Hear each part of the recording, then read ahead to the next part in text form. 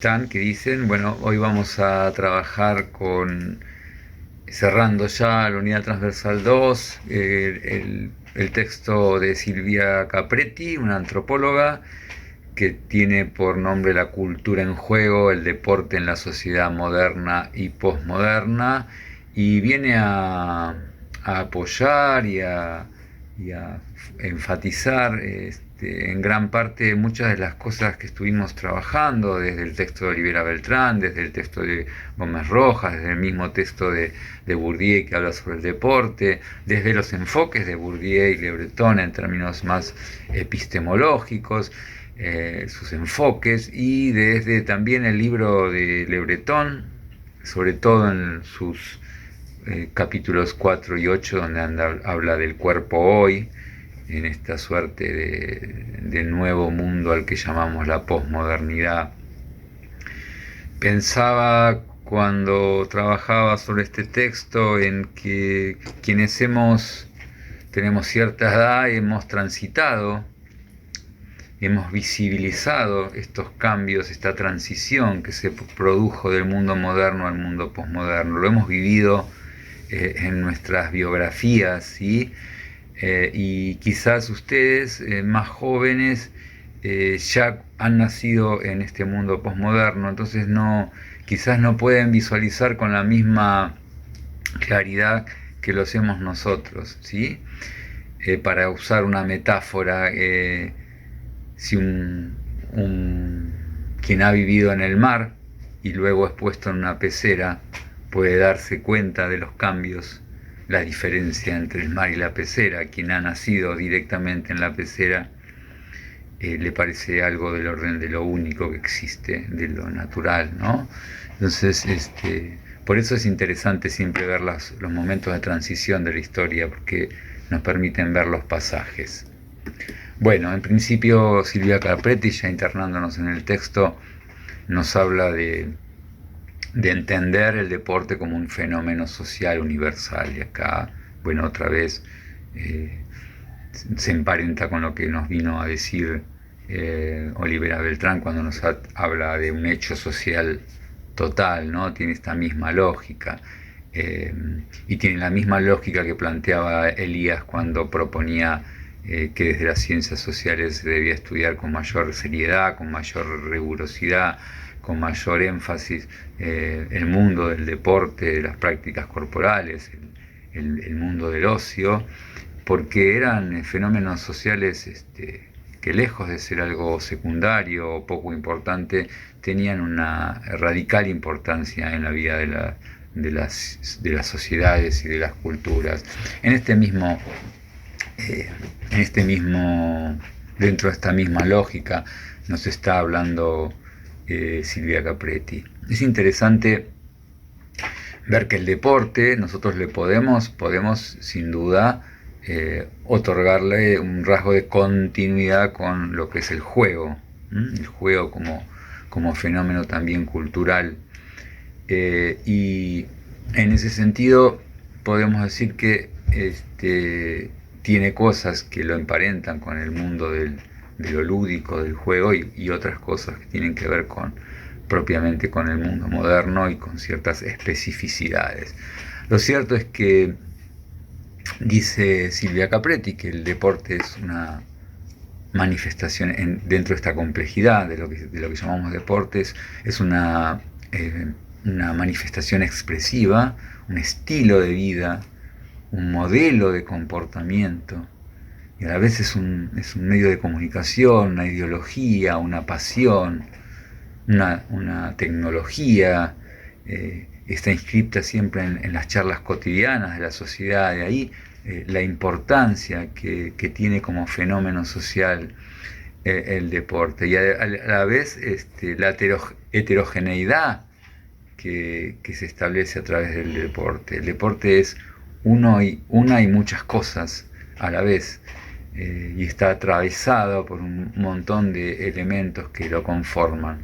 Por eso un poco Olivera Beltrán hablaba de hecho social total, porque nosotros a partir del deporte o a través del deporte podíamos ver todos los elementos que componen la vida social de los seres humanos, ¿no? Y a la vez, Silvia Capretta recupera a Elías y Dunin cuando dice que la danza y el juego, y especialmente el juego deportivo, constituyen manifestaciones capaces de destacar con extraordinaria eficacia la red subterránea de las relaciones entre los grupos y los individuos en la sociedad. Y acá otra vez nos recordamos Elías hablándonos de la figuración y el hábitus, de cómo la figuración o el campo, diría Bourdieu, establece una serie de relaciones siempre cambiantes, siempre conflictivas, siempre pujantes y dinámicas, nunca estancadas, nunca congeladas, nunca conformando una estructura quieta, sino un campo de fuerzas, en donde los grupos y los individuos se conforman mutuamente, ¿no es cierto? Esta correlación que nos hacía ver Elías en cuanto a lo psicogenético y lo psicosocial está claramente visto también en el mundo del deporte. Pensemos que de acuerdo al deporte que practiquemos, de alguna manera vamos incorporando, por ejemplo, ciertos códigos, ciertas maneras de actuar, ciertas maneras de gestionar nuestro cuerpo, esta disponibilidad, este hábitus del que nos habla Bourdieu, está también determinado por aquel deporte que practiquemos, ¿sí? Uno puede ver, de acuerdo al deporte practicado, ciertas disponibilidades bien diferentes, ¿no es cierto? Lo cierto es que hay una imbricación, hay una coimplicación fuerte entre el mundo del deporte y la cultura, ¿sí?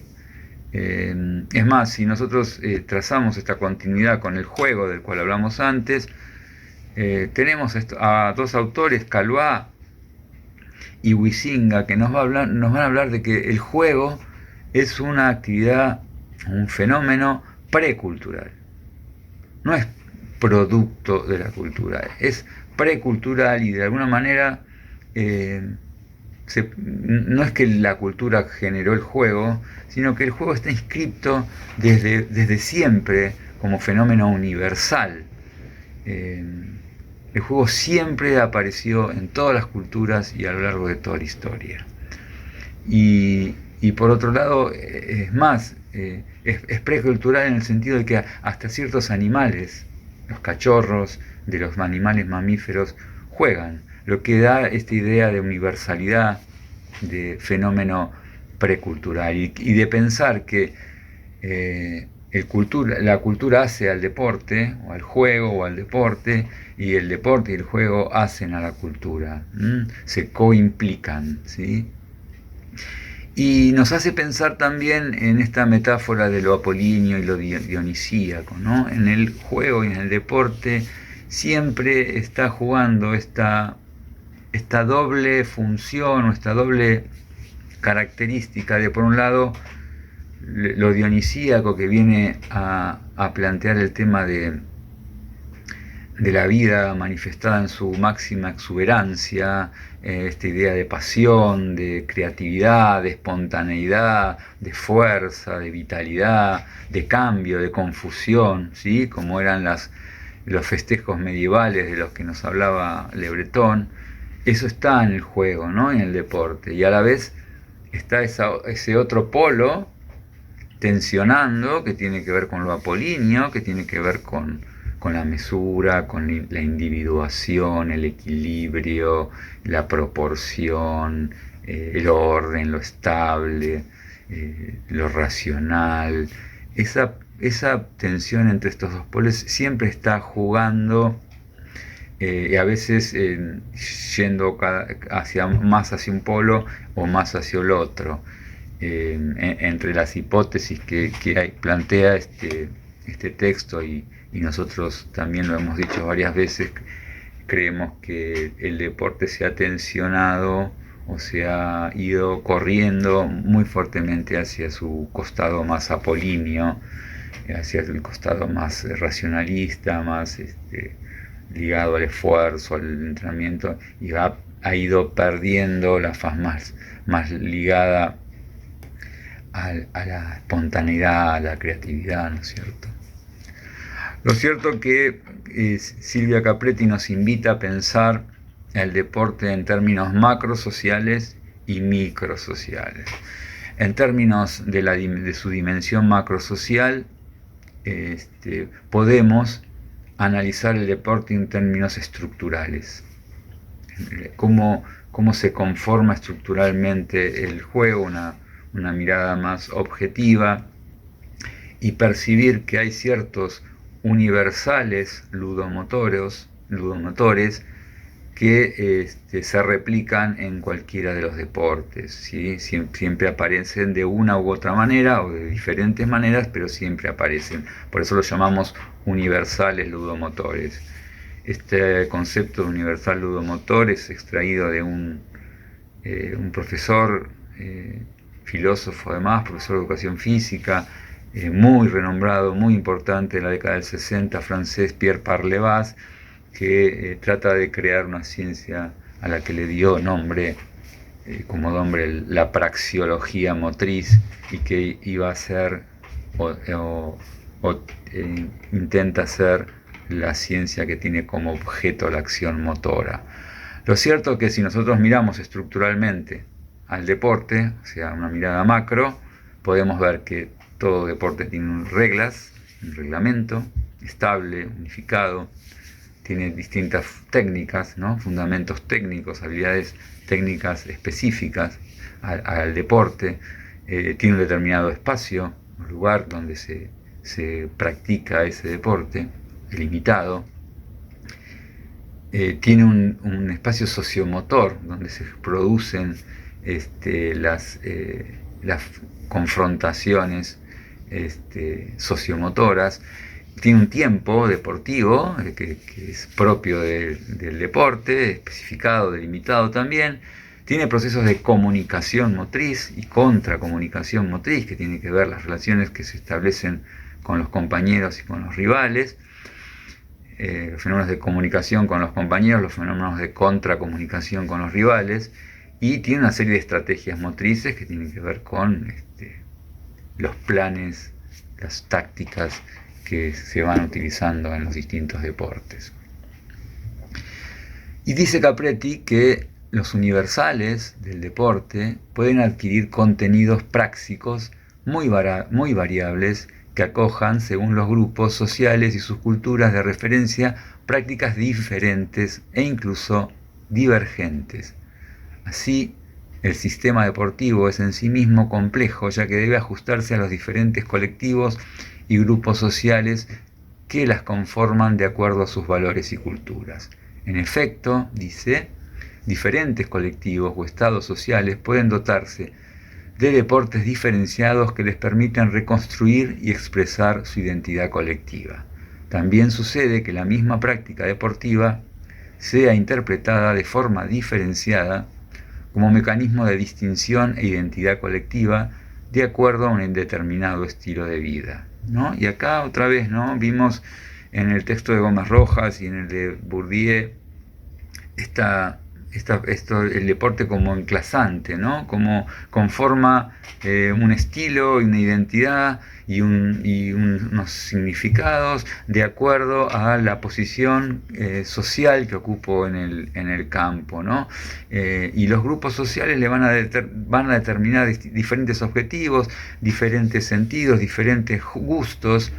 Es decir, cada grupo social y cada cultura lo va a resignificar el deporte, ya sea en términos de clases sociales, ya sea en términos históricos.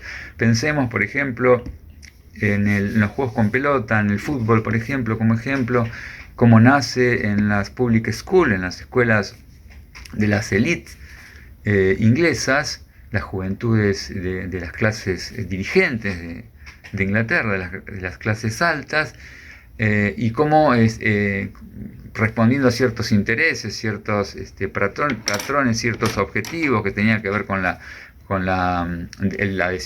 capacidad de decidir, la virilidad, la templanza, el valor, la temeridad, todos valores que tienen que ver con lo varonil, y cómo estos rasgos se van transformando a medida que el deporte va pasando a ser no solo una dedicación, una práctica exclusiva de las clases sociales más altas, a pasar a ser una práctica universal que atraviesa todas las clases sociales y todos los sistemas económicos y culturales del mundo, ¿no? El deporte se convierte en una especie de lenguaje universal, ¿no?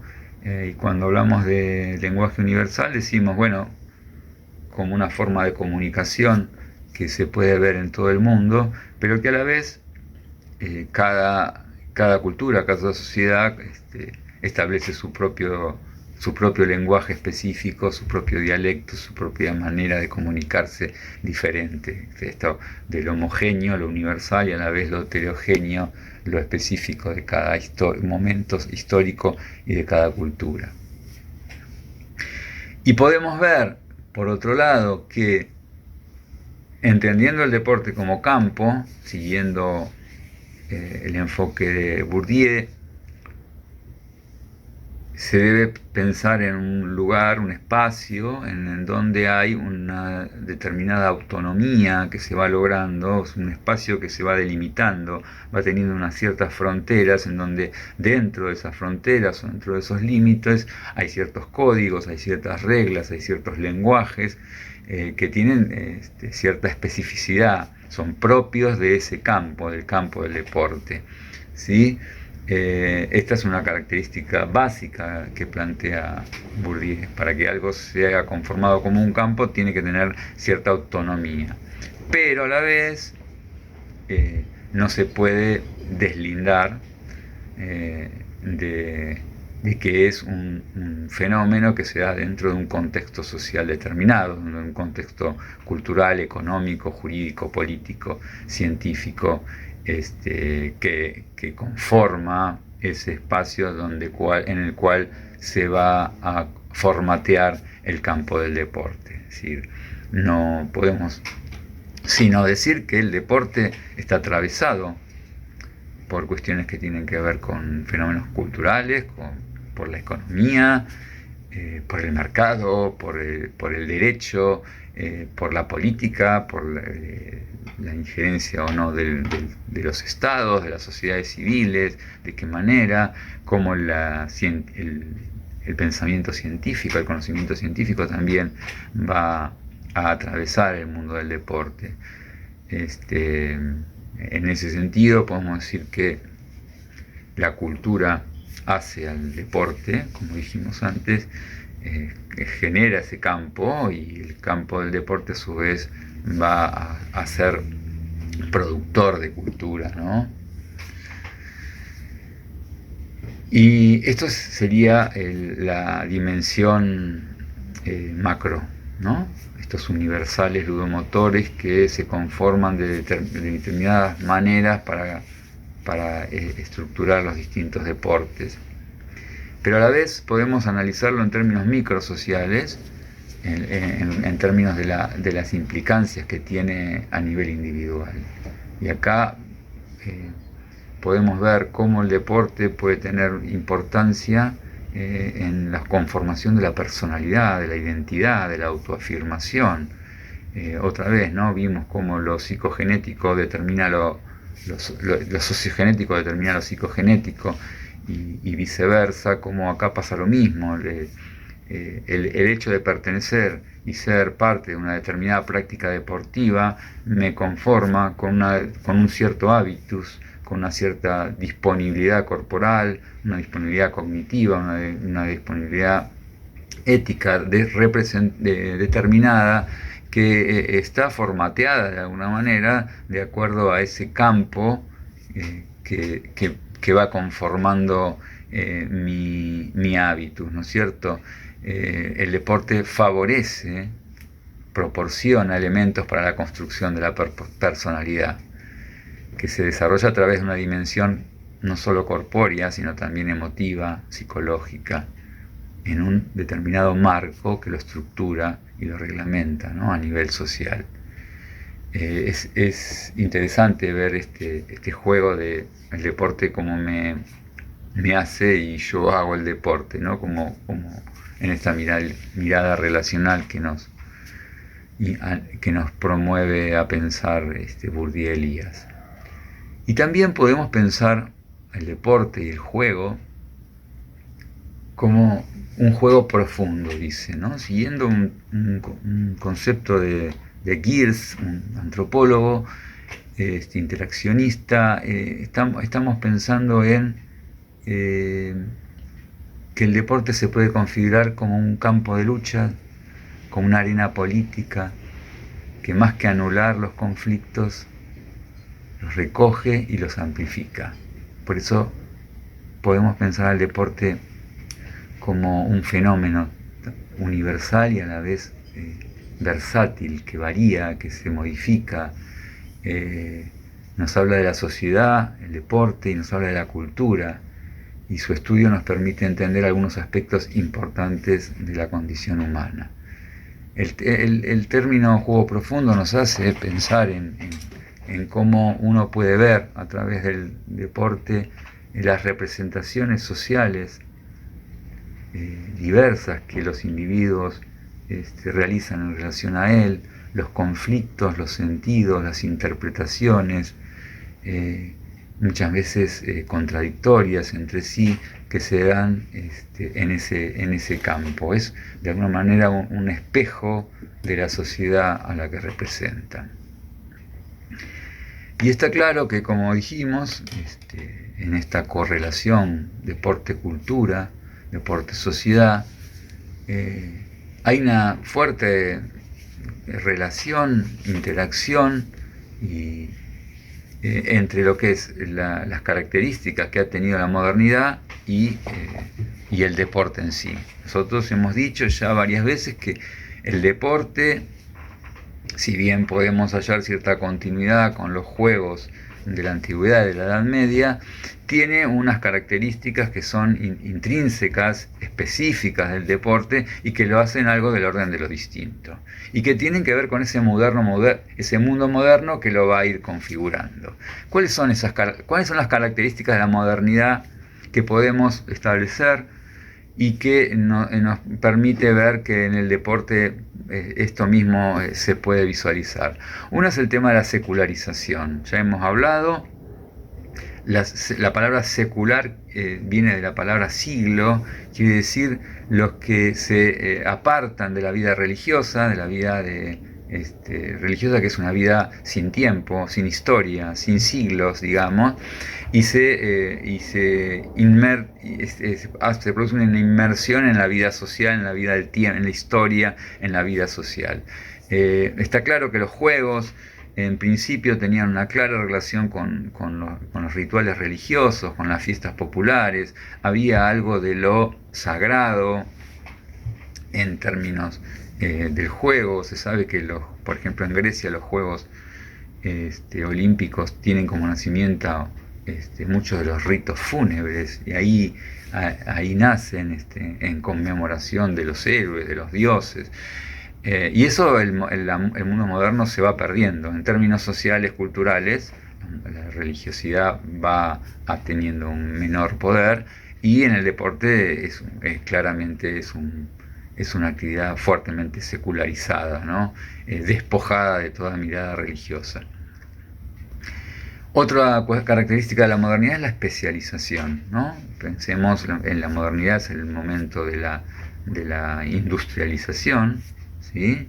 De esta conformación de las fábricas y los trabajadores que deben ser especializados en un saber muy minucioso y muy estricto, y esta especialización también la podemos ver claramente en el mundo del deporte, con el entrenamiento permanente, la búsqueda de la perfección técnica.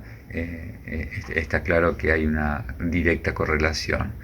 Otra característica de la modernidad que hemos visto es la burocratización. El mundo moderno legitima la autoridad a través de un sistema llamado burocrático racional, y esto está claro que se produce al mismo momento que se produce en términos sociales y políticos, se produce en el mundo del deporte. El deporte es el momento en que ya las reglas no son ambiguas ni variadas de acuerdo a las zonas, sino que hay un reglamento, hay reglas claras que se van unificando, hay una serie de funcionarios dedicados al arbitraje, a la administración de las penas, a la organización.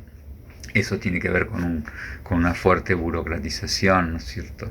Y otra característica de la modernidad tiene que ver con la cuantificación y el récord, que es una característica también clarísima en el mundo del deporte.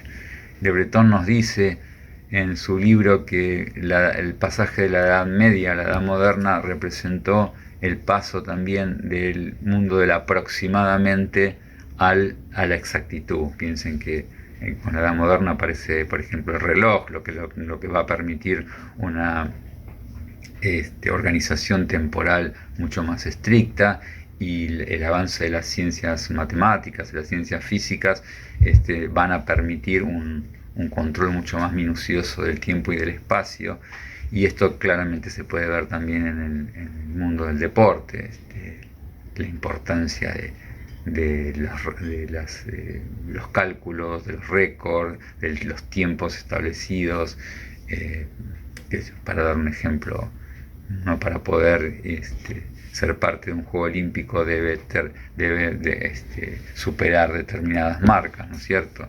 Y hay un constante nominación del tema de los récords mundiales, de los récords olímpicos, de que tal deportista batió determinado récord. Eso se puede ver claramente, esta ponderación de la cuantificación y el récord. Y nosotros también, Capretti dice, la traducción y transmisión lúdica de los valores básicos de las sociedades modernas. O sea, ¿qué es lo que a través del deporte las sociedades modernas va a trabajar como valores a los cuales hay que alcanzar, ¿no es cierto? Y tiene que ver con la calidad de vida, la búsqueda de una mejor calidad de vida, en términos amplios, el tema de la salud, el mejoramiento de la salud, el tema del progreso, claramente pensaba en clave moderna, ¿no? La idea de superación constante, tan clave en el mundo del deporte, esta estima del trabajo ordenado y sistemático, otra vez, ¿no? En el deporte, esta cosa rigurosa, sistemática, ordenada, que se puede ver como un valor del mundo moderno, que se puede ver traducido en el mundo del deporte. El afán competitivo, que está claro, se establece en el mundo moderno, ¿no? Con la aparición del sujeto individual aparece la competencia, se pasa de esta mirada comunitaria, gregaria, de la Edad Media a una mirada fuertemente competitiva, individualista. Y la aparición como ya dijimos, de la importancia de los reglamentos, de los estatutos, de las leyes, esta necesidad de establecer ese mundo bien diagramado desde el punto de vista de las reglas a las que uno debe estar sometido.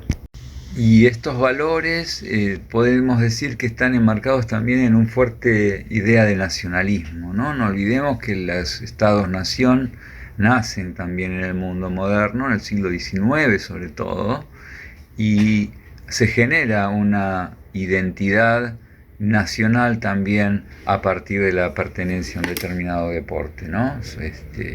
El deporte y nacionalismo también están fuertemente relacionados, ¿no? A veces de la mejor manera y a veces de la peor. Podemos pensar, por ejemplo, como los Juegos Olímpicos en la Alemania nazi, ¿no? Lo que representó en términos de propaganda política, ¿no es cierto? Y podríamos ver muchos ejemplos en ese sentido. Y también podemos ver, particularmente en la Argentina, cómo dice Capretti que el deporte moderno surgió en el ámbito de la esfera privada, en la vida de la sociedad civil, ¿no? Dentro de lo que era el Estado liberal. El Estado liberal era un Estado pensado en términos de mínimos, que debía procurar respetar y propiciar los derechos civiles y políticos, pero que no tenía mayor injerencia en los otros estamentos de la vida social. El deporte va naciendo en esa sociedad civil, en los clubes, en los barrios, en las federaciones, que van generando los espacios y los tiempos donde va creciendo el mundo del deporte. Estamos hablando de fines del siglo XIX, principios del siglo XX, ¿no? Una vez que se produce este crecimiento exponencial del deporte en la masa poblacional, hay un momento en que el Estado, que sobre todo después de la Segunda Guerra Mundial, que aparece la idea del estado de bienestar o el estado social, que ya no va a estar solamente preocupado por los deberes, por los derechos civiles y políticos, sino también por los derechos sociales y los derechos relacionados con el bienestar de las masas sociales, y va a ir adquiriendo injerencia y participación en muchos espacios que antes estaban reservados a la vida civil. Indudablemente van a ver que el deporte tiene una importancia radical, es un fenómeno sumamente importante en la vida de las personas, y va a tomar cada vez más participación. Un claro ejemplo es el gobierno peronista, el primero y segundo gobierno peronista en la década del 40, 50, que va a darle muchísima importancia, va a poner mucho dinero, va a organizar, por ejemplo, los torneos Evita, las colonias de vacaciones, los lugares de recreación para los niños, para los jóvenes, y va a financiar muchos de los proyectos deportivos relacionados con los Juegos Olímpicos. El deporte va a tener una enorme importancia, y el Estado va a tener una notable injerencia e intervención en el mundo del deporte, ¿no es cierto? ¿Y qué pasa? Bueno, ¿qué pasa en la posmodernidad, en este pasaje? ¿Qué pasa con la posmodernidad y qué pasa en relación al deporte y a las prácticas corporales, teniendo en cuenta estas relaciones? Nosotros tenemos que pensar que si cambia el mundo, cambia también la gente que practica los deportes, ¿no? Si cambia el campo, cambian los hábitos y aparecen nuevas prácticas corporales. De hecho, esto se puede visualizar claramente, lo ha visto Olivera Beltrán y lo visualiza también Silvia Capretti. ¿Y qué cuestiones dice? ¿Qué pasa en la posmodernidad en términos globales? Muchas de las características que marca Silvia Capretti la hemos visto en Olivera Beltrán, y en Le Breton también, pero vamos a ajustar un poquito eso y a enfatizar, ¿no? Por un lado, un proceso de personalización multiforme que lleva a la realización de prácticas a la carta, ¿no? Este proceso de individualización que se va a producir, que va a llevar a que se manifieste cada vez más estas prácticas deportivas individualizantes, individuales, y no tan relacionadas con trabajos en equipo, ¿no? Y a la vez cada vez más diferenciadas. Hay una gran variedad de prácticas corporales que se van a ir dando, que tiene que ver con el mismo proceso que se va dando en términos sociales y en términos del mercado. La multiplicación de los sistemas de valores y de los universos simbólicos, esto que hablamos del fin de los grandes relatos totalizadores que explicaban todos. Hay múltiples sistemas de valores, de universos simbólicos, de manera de representar la realidad. Esto que vimos en Le Breton con respecto al cuerpo como un traje de arlequín, esta suerte de retazos que me permiten a mí acudir a la medicina convencional, a la homeopatía, a distintas maneras de tratar con el cuerpo. Bueno, esta mismo se puede ver en términos amplios dentro de la modernidad. No hay un único relato, ¿no? Y relacionado con esto, el aumento del policulturalismo, que tiene íntima relación, ¿no? Que provoca que ya no hay una identidad, sino identificaciones múltiples. Ya dejamos de pensarnos como representantes de la Europa moderna, occidental, cristiana y blanca, y podemos estar atravesados por múltiples culturas y pensamientos y valores. Indudablemente otra característica de esta posmodernidad tiene que ver con el desarrollo de la comunicación, ¿no? Somos una era post-Gutenberg, ¿no? Donde la informatización y la comunicación globalizada nos habla de una sociedad de tipo informacional, ¿no?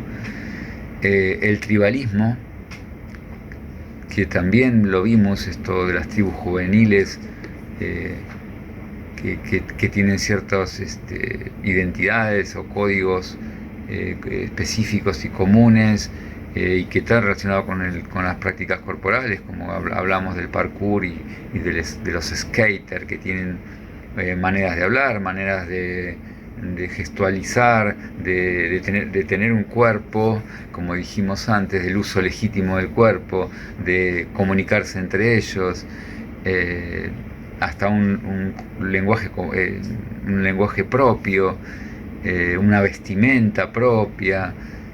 Todo eso tiene que ver con el tribalismo y tiene que ver con esta pérdida de las sociedades disciplinarias, de esas instituciones de encierro que conformaban esta unificación cultural unívoca, ¿no? La extensión de las solidaridades blandas como compromisos efímeros y solidaridades débiles, esto que también tiene que ver con con la pérdida de esas fuertes instituciones como la familia, el Estado,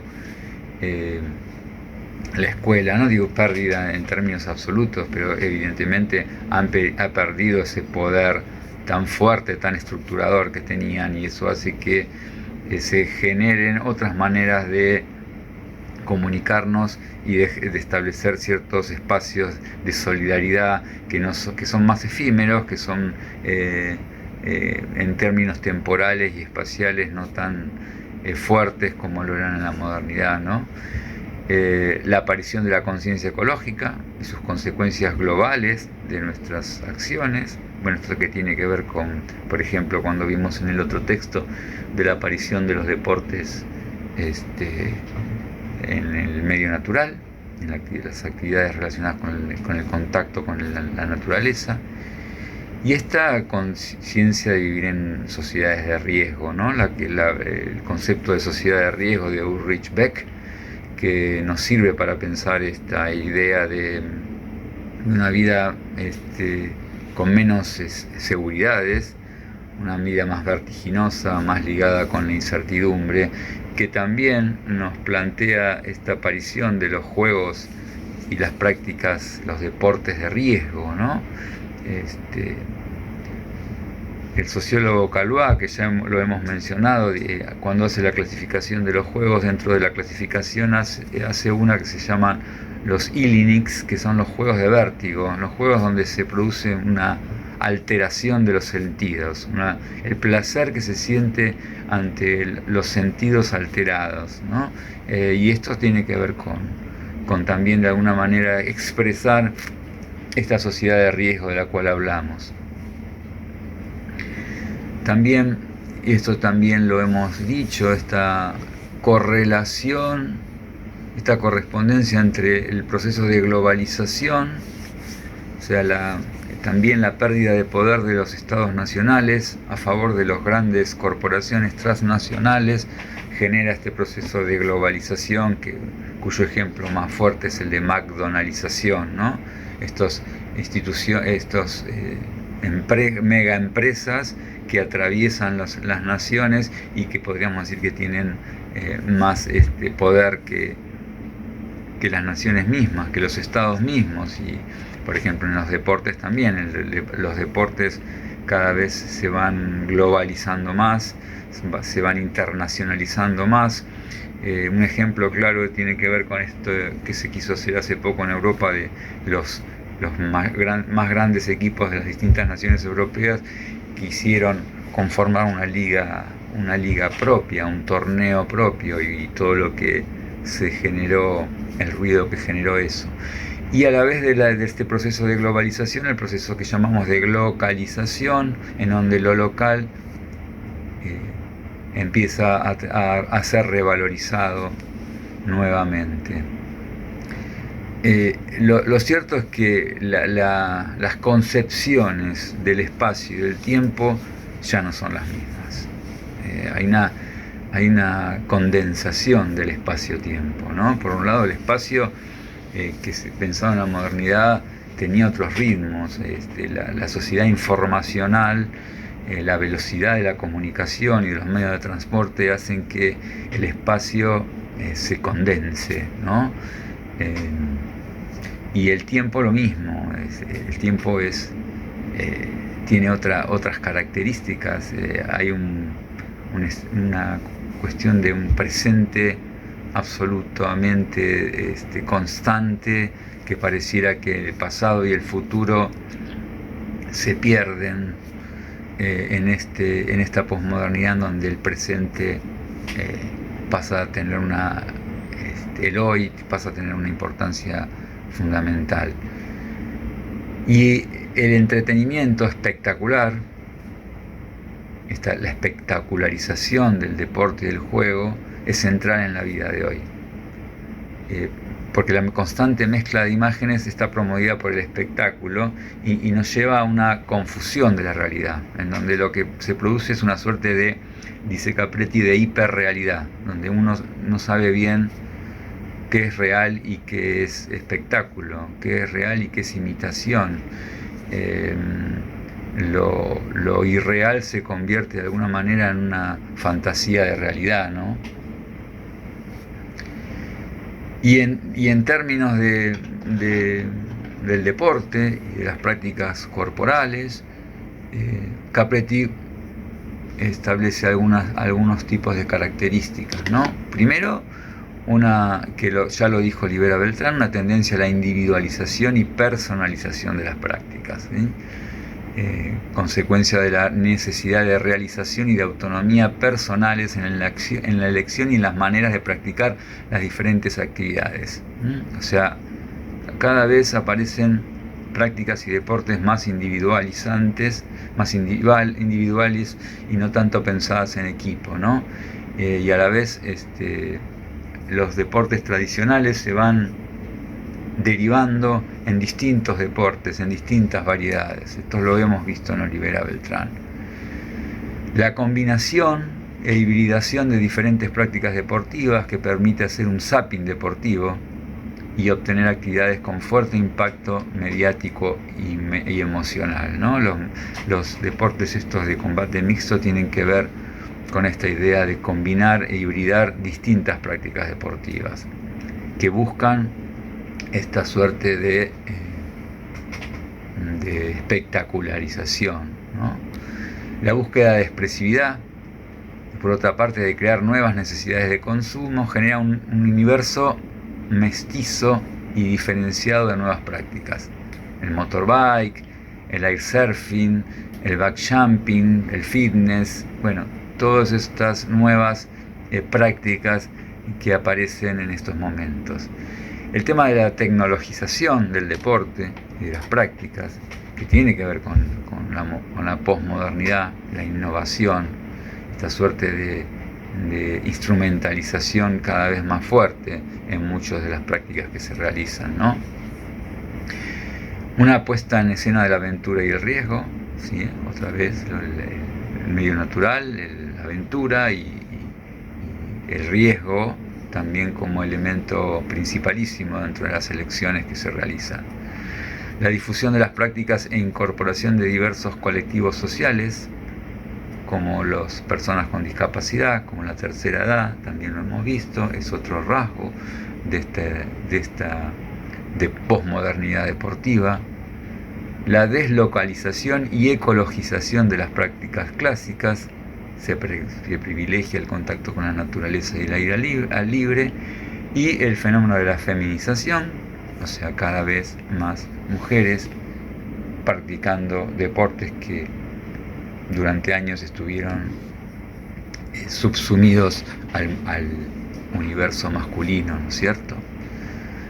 Lo que dice Capretti es que lo que legitima las nuevas formas de deportes en particular tiene que ver con la emoción corporal, esto que debe ser experimentado, el aquí y el ahora, el presente, lo divertido, tiene que ver con esta mirada del hedonista, del placer del presente, y tiene que ver también con esta sociedad de riesgo en la que vivimos.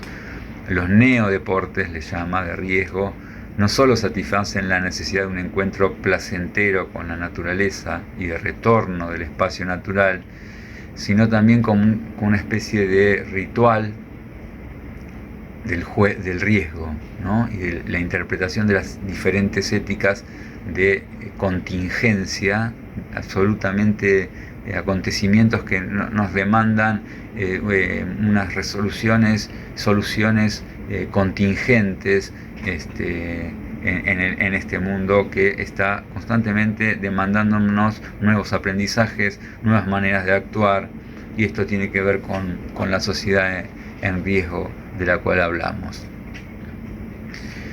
Y lo que termina así a manera de conclusiones y de hipótesis Capretti es decir que se da en esta relación entre el deporte y la cultura, entre el deporte y la sociedad, se da un doble movimiento que es a la vez paradójico, que tiene que ver por un lado la deportivización de la sociedad, llama eso, ¿no? Y cómo en las distintas instancias del mundo, de la cultura, de la sociedad, del trabajo, del espectáculo, se produce una suerte de deportivización, ¿no? Yo, por ejemplo, pongo el ejemplo de los programas de televisión, por ejemplo, de cocina, como, o otros juegos que aparecen en la televisión, en donde está claramente establecida una lógica de competencia deportiva, ¿no? Pero no solo en ese campo, sino en el campo del trabajo, por ejemplo, de la economía, de las finanzas, se ve cómo se juega esta suerte de deportivización de la sociedad. Todo se conforma desde una lógica deportiva, dice Capretti. Dice, el deporte entra en el lenguaje cotidiano y de las empresas, en la moda, en la manera de comportarse, entre las ciudades en las que se crean nuevos espacios de socialización y de participación ciudadana. La metáfora deportiva está colorizando la vida pública, ¿sí? El deporte como que atraviesa todo el mundo social y cultural. Y a la vez, dice Capretti, se produce una desdeportivización del deporte. El deporte, cooptado por el mercado, se convierte en una mercancía. Y a esta deportivización de la sociedad, de lo social, de lo cual hablamos antes, le corresponde un proceso simétrico y especular de desportivización del deporte. El agonismo codificado en reglas, estructurado en instituciones y hasta ritualizado en símbolos, ha perdido el poder ordinativo con respecto a las infinitas recientes variaciones del deporte y su diversificación comercial. Cuando el deporte se convierte en un bien de consumo, cuando se produce esta suerte de espectacularización del deporte, cuando va adquiriendo estas características, se va alejando cada vez más del mundo del deporte entendido como una instancia lúdica, como una instancia que está por fuera del mundo de la economía, esa ritualidad que tenía más que ver con la paidia, con la creatividad, con el placer, se va transformando en una mercancía más. Y esto es lo que nos alerta en este doble movimiento de deportivización de lo social y de deportivación del deporte, ¿no? Tanto Calvá como Huizinga ya hace muchos años hablaban de esta pérdida de la faz más lúdica del deporte y los problemas que tenía eso, o sea, la necesidad de que el deporte, en tanto pensado desde una lógica de juego, se mantuviera por fuera de la cotidianidad de la existencia, que tuviera como un lugar diferente en donde manifestarse. Sostener esa diferencia era del orden de lo más sano para una sociedad y para una cultura.